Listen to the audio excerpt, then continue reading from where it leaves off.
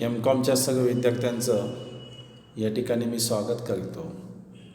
मित्रांनो, आपण टी.वायला असताना सगळ्यांनी इन्कम टॅक्स म्हणजेच ऑडिटिंग अँड टॅक्सेशन नावाचा सब्जेक्ट या ठिकाणी सगळेजण शिकला आहात. टी.वायपर्यंतचं जे इन्कम टॅक्स तुम्ही शिकला आहात ते थोडंसं प्रायमरी होतं, स्टार्टिंग होती.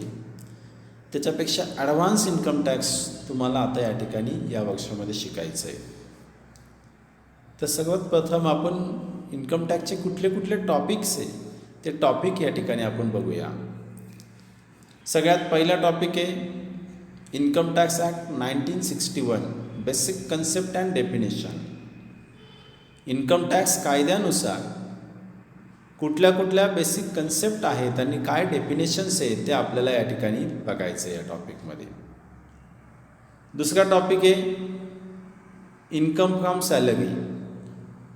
आपल्याला माहिती आहे की इन्कमचे एकंदरीत जे हेड्स आहे जे 5 हेड्स ऑफ इन्कम, त्यापैकी पहिलं हेड आहे इन्कम फ्रॉम सॅलरी म्हणजे वेतनापासून मिळणारा इन्कम.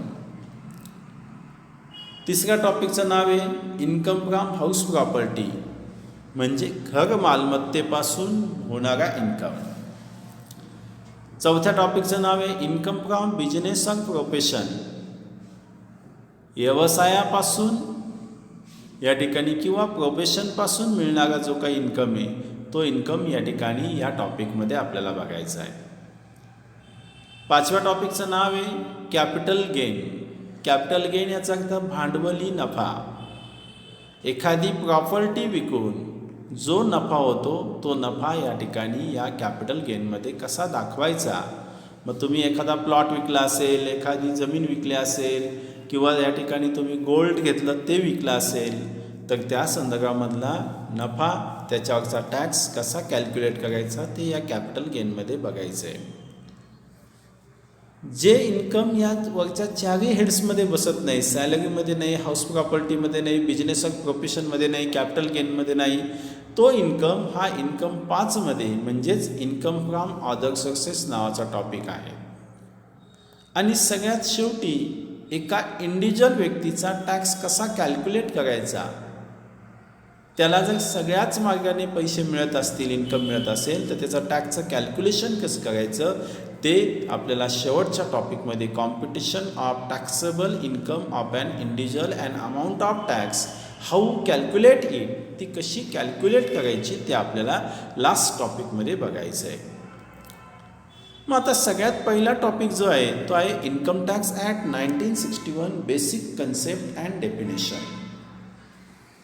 आपल्याला माहिती की या ठिकाणी गव्हर्नमेंट्सला ज्या काही या ठिकाणी डेव्हलपमेंट करायचे असतात त्यावेळेस त्यांना सगळ्यात पहिल्यांदा काय लागतो तर फंड्स लागतो. फंड्स असल्याशिवाय कोणतंही गव्हर्नमेंट कुठलीही डेव्हलपमेंट करू शकत नाही. मोठमोठे या ठिकाणी प्रोजेक्ट असतात ते उभे करायचे म्हटल्यानंतर काय पाहिजे, पैसे पाहिजे, फंड्स पाहिजे. फंड्स या ठिकाणी असल्याशिवाय कोणतंच गव्हर्नमेंट या ठिकाणी कुठलाही डेव्हलपमेंट करता येत नाही. मग हा फंड्स या ठिकाणी कसा उभा करायचा. मग या ठिकाणी taxes is the major sources of any state or any government. सगळ्यात महत्त्वाचा सोर्सेस काय आहे, टॅक्स.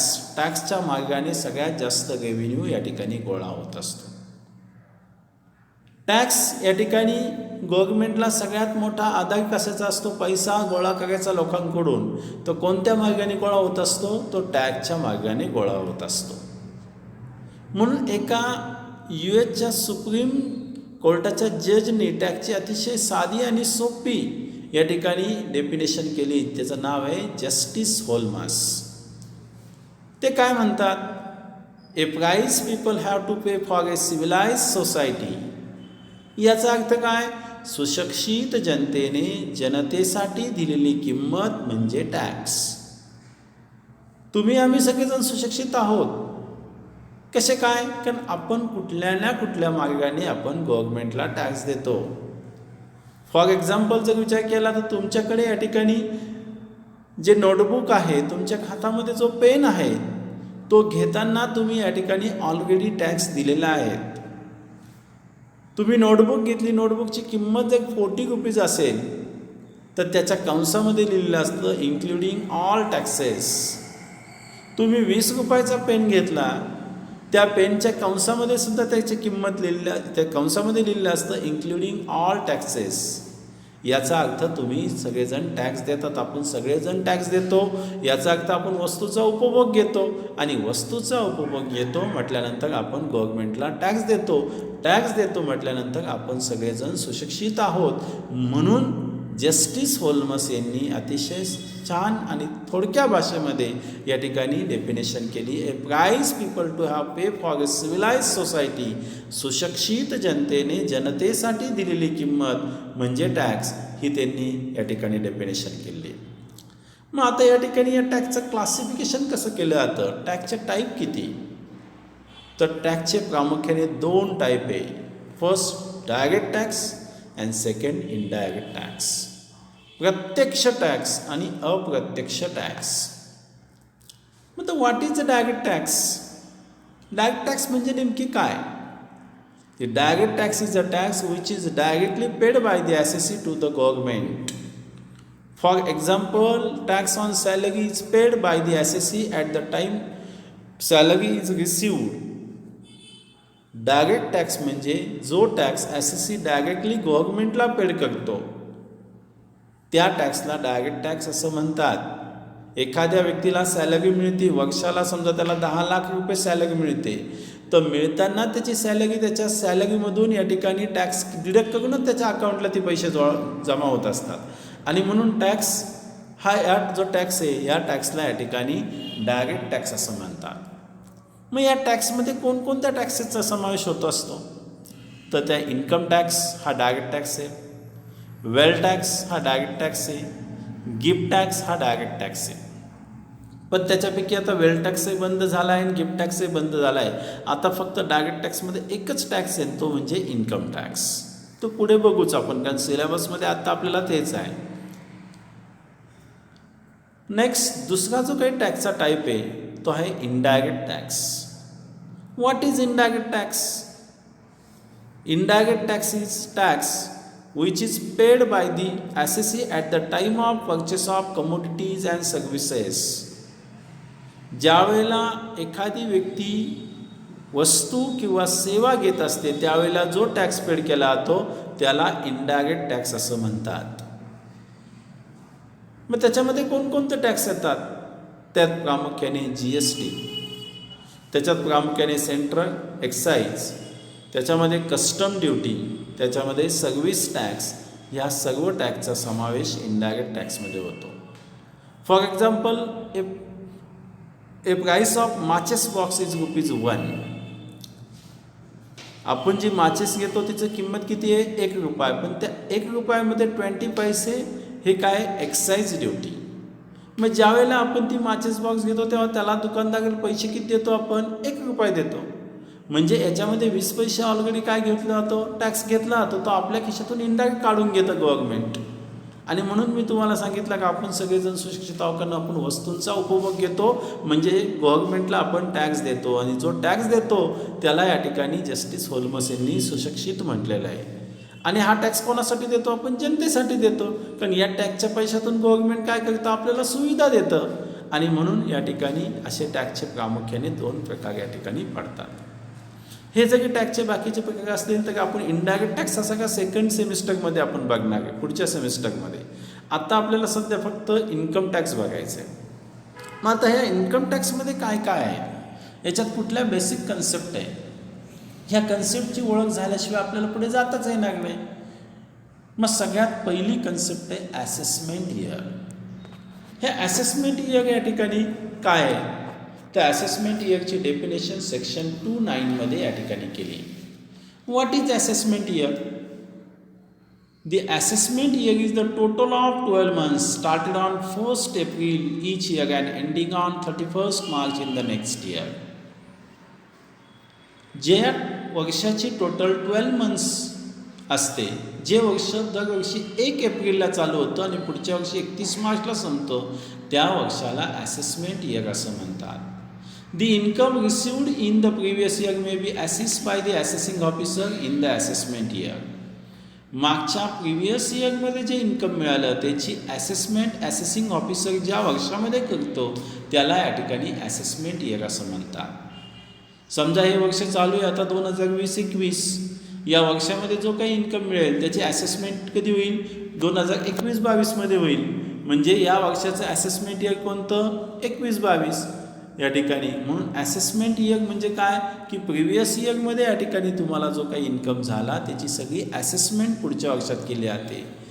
जे वर्ष 12 मंथचं असतं, ज्या वर्षाची टोटल 12 मंथ असते, जे वर्ष 1 एप्रिलला चालू होतं पुढच्या वर्षी 31 मार्चला संपतं, त्या 12 मंथच्या टोटलला असेसमेंट इयर असं म्हणतात.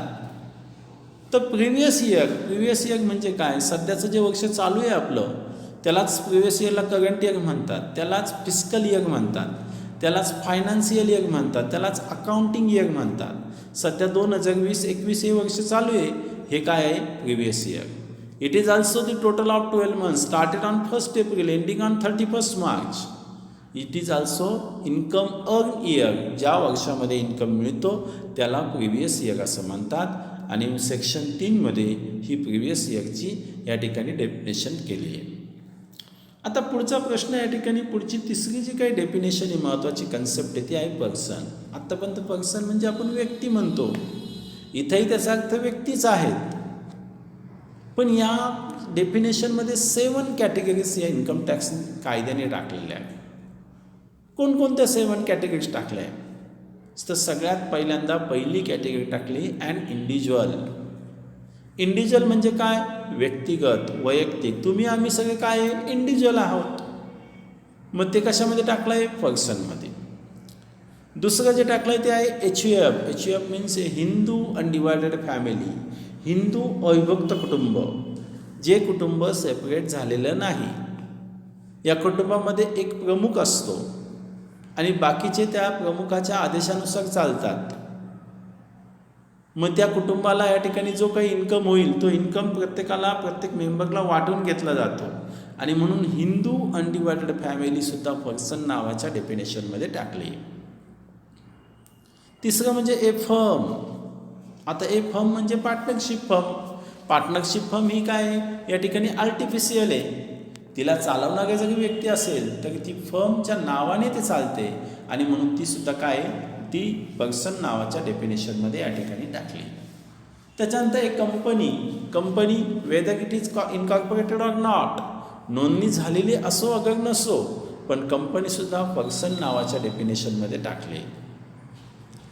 त्याच्यानंतर ए लोकल ॲथॉरिटी म्हणजे काय? स्थानिक स्वराज्य संस्था.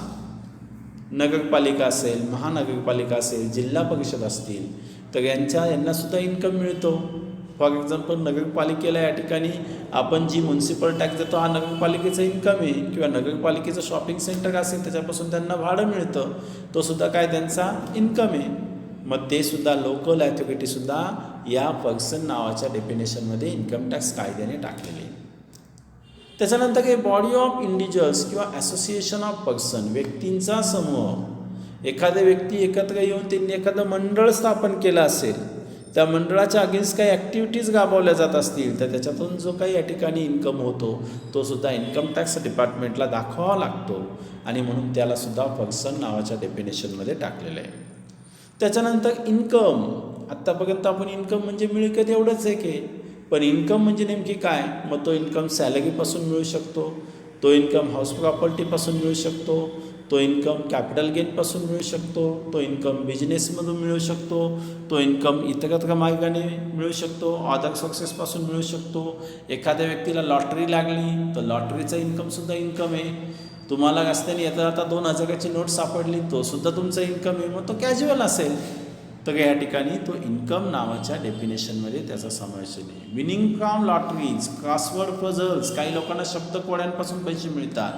काही लोक हॉर्स रेस खेळतात त्याच्यापासून पैसे मिळतात. तो इलिगल जरी असेल तर तो काय आहे? इन्कम आहे. इन्कम टॅक्स कायदा सांगतो तो इन्कम आहे आणि म्हणून तो सुद्धा या इन्कम या नावाच्या डेफिनेशनमध्ये ॲड केला आहे. त्याच्यानंतर कॅपिटल एक्सपेन्सेस आणि रेव्हेन्यू एक्सपेन्सेस, हे 2 गोष्टी या ठिकाणी अकाउंटिंगच्या दृष्टिकोनातून महत्त्वाच्या असतात. अकाउंटिंगमध्ये आपण बघतोच ते. कॅपिटल एक्सपेन्सेस म्हणजे काय? वस्तू खरेदी करताना किंवा ॲसेट ॲक्विजिशन करताना जो खर्च होतो त्याला म्हणतात कॅपिटल एक्सपेन्सेस. एखाद्या व्यवसायासाठी एखादी प्लांट अँड मशिनरी घेतली तर तो काय आहे? कॅपिटल एक्सपेन्सेस आहे. तर व्यवसाय चालवण्यासाठी जो काही खर्च होतो त्याला म्हणतात रेव्हेन्यू एक्सपेन्सेस. उदाहरणार्थ या ठिकाणी कॅपिटल एक्सपेन्सेस हे सगळे बॅलन्स शीटचे ॲसेटला लिहितात. प्लांट अँड मशिनरी घेतली तुमची ॲसेट आहे, पण तुम्ही सॅलरी दिली तर तुमचा खर्च आहे तो तुम्हाला रिकवर होणार नाही, ती तुमची ॲसेट नाही आहे, तो तुम्ही प्रॉफिट अँड लॉस अकाउंटच्या डेबिटला आपण दाखवतो. आणि म्हणून दोन्ही खर्चांमध्ये हा डिफरन्स आहे. हे बेसिक कन्सेप्टमध्ये या ठिकाणी इन्कम टॅक्सच्या सांगितलेलं आहे. आता काही इन्कम जे असतात ते टोटली एक्झम्प्टेड असतात टॅक्समधून. In which incomes exempted from tax under section 10. Section 10 कलम 10 या सेक्शनखाली काही इन्कम हे या ठिकाणी एक्झम्प्टेड आहे. मग कुठले कुठले इन्कम आहे? तर सगळ्यात पहिला इन्कम आहे ॲग्रिकल्चर इन्कम. ॲग्रिकल्चर इन्कम म्हणजे काय? शेतीपासून मिळणारा income. Agriculture income is totally exempted from tax, but while agriculture income is considered at the time of calculation of tax on non agriculture income. शेतीपासून मिळणारा इन्कम हा शेतीपासून न मिळणाऱ्या इन्कमवर टॅक्स काढत असताना विचारात घेतला जातो.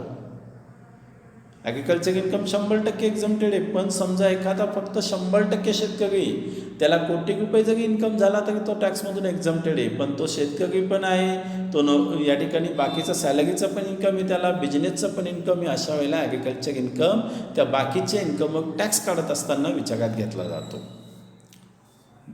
दुसरं तर काय या ठिकाणी तो म्हणजे receipt by a member of HUF. Hindu undivided फॅमिलीच्या मेंबरला या ठिकाणी ज्या त्याच्या वाट्याच्या रिसिप्ट मिळतात त्यासुद्धा टॅक्समधून टोटली एक्झम्प्टेड असतात. आता हिंदू अनडिवायडेड फॅमिलीचा मेंबर म्हणजे कोण? समजा एका फॅमिलीमध्ये 10 मेंबर आहेत, त्या फॅमिलीला एकूण 10 लाख रुपये इन्कम झाला, प्रत्येकाच्या वाट्याला 1-1 लाख रुपये आले. ज्यावेळेला 10 लाख रुपये इन्कम होतो ऑलरेडी तर 10 लाखावर ती फॅमिली टॅक्स पेड करते. उरलेले पैसे 10 जण मेंबर वाटून घेतात. मग या ठिकाणी त्यांनी 10 लाखावर टॅक्स पेड केलेला आहे. टू अवॉइड डबल टॅक्सेशन हे प्रिन्सिपल महत्त्वाचं असतं. त्यांना डबल टॅक्स लागू नये या दृष्टिकोनातून त्याच्या वाट्याच्या ज्या काही रिसिट येतात त्या टॅक्समधून टोटली एक्झम्प्टेड असतात, पूर्णपणे माफ असतात. त्याच्यानंतर share of profit from partnership firm. पार्टनरला त्याच्या वाट्याचा जो काही प्रॉफिट होतो तो टॅक्समधून या ठिकाणी एक्झम्प्टेड असतो. आता आपण वैयक्तिक व्यक्तीला जर समजा तो 2.5 लाखापर्यंत इन्कम झाला तरी माफ आहे, पण पार्टनरशिप फर्मचं तसं नाही आहे. पार्टनरशिप फर्मला फक्त 100 रुपये जरी इन्कम झाला तर त्यांना 30% टॅक्स पेड करून टाकावा लागतो. 100 रुपयातले 30 रुपये टॅक्स देऊन टाकावा लागतो. मग एखादी पार्टनरशिप फर्म आहे तिथं दोन पार्टनर लोकांना समजा 1 लाख रुपये इन्कम झाला, 1 लाखाच्या 30% त्यांनी 30,000 रुपये टॅक्स पेड केला.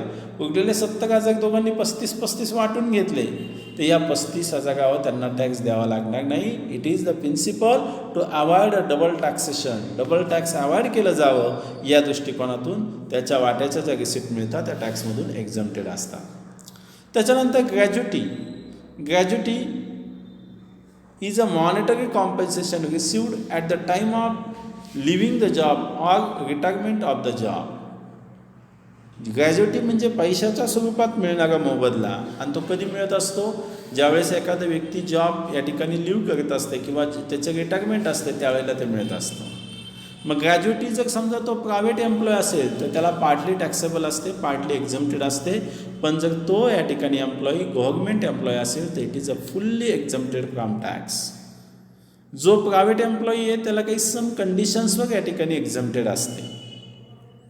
त्याच्यानंतर पेमेंट फ्रॉम प्रॉव्हिडंट फंड. भविष्य निर्वाह निधीमधून जे पेमेंट मिळतं ते टॅक्समधून एक्झम्प्टेड असतं. हे lump sum payment received from the provident fund is totally exempted from tax. There are 4 types of the provident fund. First, recognized provident fund. Second, statutory provident fund. Unrecognized provident fund आणि public provident fund. त्यापैकी recognise provident फंडाचे काही अमाऊंटपर्यंत exempted असतं. Statutory provident फंडाचे पैसे 100% exempted असतात. Public provident फंडाचे पैसे PPFचे पैसे 100% एक्झम्प्टेड असतात. त्याच्यामुळे या ठिकाणी प्रॉव्हिडंट फंडाची जी लमसम अमाऊंट येते एक विशिष्ट वर्षानंतर ती टॅक्समधून एक्झम्प्टेड असते. त्याच्यानंतर एज्युकेशनल स्कॉलरशिप. विद्यार्थ्यांना जी एज्युकेशनल स्कॉलरशिप मिळते ती टॅक्समधून एक्झम्प्टेड असते. फक्त अशाच पद्धतीची स्कॉलरशिप ही फायनान्स्ड बाय दी गव्हर्नमेंटनी फायनान्स केलेली असली पाहिजे, प्रायव्हेट कुणी फायनान्स केलेली नसली पाहिजे, त्यावेळेस ती टॅक्समधून एक्झम्प्टेड असते.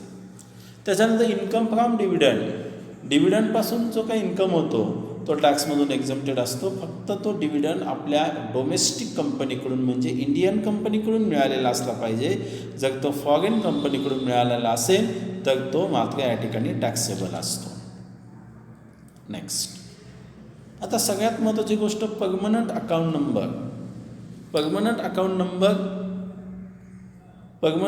नंबरच्या बाबतीत या ठिकाणी म्हणजेच पॅन. तुमच्यापैकी मॅक्झिमम विद्यार्थ्याकडे परमनंट अकाउंट नंबर असेल, पॅन नंबर असेल. पण पॅन नंबर नसेल तरी पॅन नंबर प्रत्येकाने तुम्ही काढून घेतला पाहिजे, कारण तुमच्यापैकी आता सर्वांचंच एज हे मोर दॅन 18 असेल, 18 वर्षापेक्षा जास्त असणार आहे. तर प्रत्येकाने स्वतःचा एक पॅन नंबर तुमच्याकडे असला पाहिजे. ही सगळ्यात मोठी ओळख आहे. पॅन नंबर हे 10 डिजिटचा एक अंक असतो आणि त्याचा तो नंबर आपला जो असणार आहे तो इंडियामध्ये, आपल्या देशामध्ये दुसऱ्या कोणत्याही व्यक्तीचा असणार नाही. त्याची काय नीड आहे, कशासाठी पाहिजे पॅन नंबर? तर तुम्हाला बँकेमध्ये अकाउंट्स ओपन करायचं असेल तर पॅन नंबरची आवश्यकता लागते. तुम्हाला एखादी इमूवेबल प्रॉपर्टी घ्यायची असेल तर तिथं पॅन नंबर, समजा तुम्ही एखादा प्लॉट घेताय तर त्या ठिकाणी तुम्हाला ॲक्विजिशन करताना तुम्हाला पॅन नंबर आवश्यक आहे. तुम्ही बँकेमध्ये एकाच वेळेला 50,000 रुपयापेक्षा जास्त पैसे जर टाकत असेल तर बँक तुम्हाला पॅन नंबर विचारते. तुम्हाला बँकेमध्ये फिक्स डिपॉझिटमध्ये पैसे ठेवायचे तर बँक पॅन नंबर असल्याशिवाय डिपॉझिट घेत नाही. तुम्हाला एखाद्या क्लबचं मेंबर व्हायचं आहे, तिथं 25,000 रुपयापेक्षा जास्त फीज आहे तर तुम्हाला तिथं पॅन नंबर मागणारच. तुम्हाला 2 व्हीलर किंवा 4 व्हीलर घ्यायची असेल तर पॅन नंबर असल्याशिवाय तुम्हाला घेता येणार नाही. अशा वेगळ्या रिझनसाठी या ठिकाणी पॅन नंबर लागतं. तर त्यासाठी प्रत्येकाचं पॅन नंबर असणं हे आवश्यक आहे. पॅन नंबर प्रत्येकाचं असलं पाहिजे. त्याच्यासाठी कोणते डॉक्युमेंट्स लागतात पॅन नंबर काढायचा असेल तर सगळ्यात महत्त्वाची गोष्ट म्हणजे पॅन नंबरसाठी तुमचं डेट ऑफ बर्थसाठी तुमचं लिव्हिंग सर्टिफिकेट, तुमच्या रेसिडेन्शियल ॲड्रेससाठी तुमचा या ठिकाणी आधार कार्ड चालतं, रेशन कार्ड पाहिजे किंवा तुमचं लाईट बिल जर तुमच्या नावाने असेल तर ते सुद्धा या ठिकाणी चालतं, किंवा बँकेमध्ये अकाउंट असेल तर पासबुकची जी पहिल्याच पेजची जी झेरॉक्स असते ती आवश्यक असते. आणि कलर फोटो 3.5 बाय 2.5 सेंटीमीटरचे या ठिकाणी लागतात आणि त्याच्यानुसार पॅन नंबर येतं. पॅन नंबर एकदा तुमचा जो पॅन नंबर असणार आहे तो आपल्या देशात दुसऱ्या कोणत्याही व्यक्तीचा पॅन नंबर असणार नाही. पॅन नंबरमुळे तुम्ही इन्कम टॅक्सचं रिटर्न फाईल करू शकता. त्या लिंकवर जाऊन तुमची सगळी कुंडली इन्कम टॅक्स बघू शकतो आणि म्हणून पॅन नंबर हा अतिशय महत्त्वाचा डॉक्युमेंट आहे. जसं पॅन नंबर आहे तसं टॅन नंबर असतो. टॅन नंबर तो इंडिव्हिज्युअल व्यक्तीला शक्यतो नसतो, पण जी व्यक्ती दुसऱ्या व्यक्तीला किंवा जी संस्था दुसऱ्या व्यक्तीला 10,000 रुपयापेक्षा जास्त पेमेंट करते त्यावेळेस इन्कम टॅक्सचा नियम असा आहे की त्याच्यावर टॅन म्हणजे टॅक्स कट केला पाहिजे, TDS केला पाहिजे. TDS म्हणजे काय? Tax deducted at source. तर त्याच्यासाठी टॅन नंबर असणं आवश्यक असतं. किंवा TCS म्हणजे टॅक्स कलेक्ट केला पाहिजे, टॅक्स कलेक्शन ॲट सोर्स म्हणतात त्याला. तर त्याच्यासाठी टॅन नंबर हा या ठिकाणी असला पाहिजे. पण टॅन नंबर शक्यतो जी संस्था दुसऱ्या व्यक्तीचा TDS करते किंवा TCS करते त्यांना त्या संस्थेला मात्र टॅन नंबर असणं आवश्यक आहे. त्याशिवाय दुसऱ्या व्यक्तीचा टॅक्स कट करता येत नाही. आता टॅक्सचे काही स्लॅब रेट्स आहेत, ते स्लॅब रेट्स आपण आत्ता या ठिकाणी बघतोय. इंडिव्हिज्युअल व्यक्तीसाठी किंवा HUFसाठी पहिल्या 2.5 लाखापर्यंत टॅक्स नेईल. आता प्रत्यक्ष ज्यावेळेस आपण प्रॉब्लेम घेऊ त्यावेळेस त्याचे सगळं तुम्हाला व्यवस्थित सांगेल. 2.5 रुपयापासून तर 5 लाखापर्यंत 5%, 5,01,000 रुपयापासून तर 10 लाखापर्यंत आहे 20% आणि 10 लाखाच्या पुढे आहे 30%. जो टॅक्स येईल त्याच्यावर एज्युकेशन सेस आणि हेल्थ आणि एज्युकेशन सेस आहे 4%. आणि सगळ्यात महत्त्वाचं वैशिष्ट्य म्हणजे रिबेट अंडर सेक्शन 87A. एखाद्या व्यक्तीचा टोटल टॅक्सेबल इन्कम हा 5 लाख रुपयापर्यंत असेल तर त्याला टॅक्सच्या 100% किंवा 12,500 विच एव्हर इज लेस एवढं रिबेट ह्या अंडर सेक्शन 87A पर्यंत आहे. म्हणजे एखाद्या व्यक्तीचं एव्हरेज इन्कम 5 लाखापर्यंत असेल तर त्याला कुठलाही टॅक्स लागत नाही. 5 लाखापर्यंत म्हणजे 5 लाखात त्याचे सगळे डिडक्शन्स वजा करून 5 लाखाच्या आत आला तर त्याला टॅक्सच्या 100% म्हणजे एखादं समजा टॅक्स आला 10,000, 10,000चे 100% किती 10,000 किंवा 12,500 याच्यापैकी जी छोटी अमाऊंट आहे ते त्याला काय मिळतं या ठिकाणी डिडक्शन्स मिळतं अंडर सेक्शन 87A. तर या पहिल्या याच्यामध्ये आपण फक्त एवढं बघूया, बाकीचा प्रॉब्लेम जसे सुरुवात होईल तसं आपण बघूया. Okay, thank you.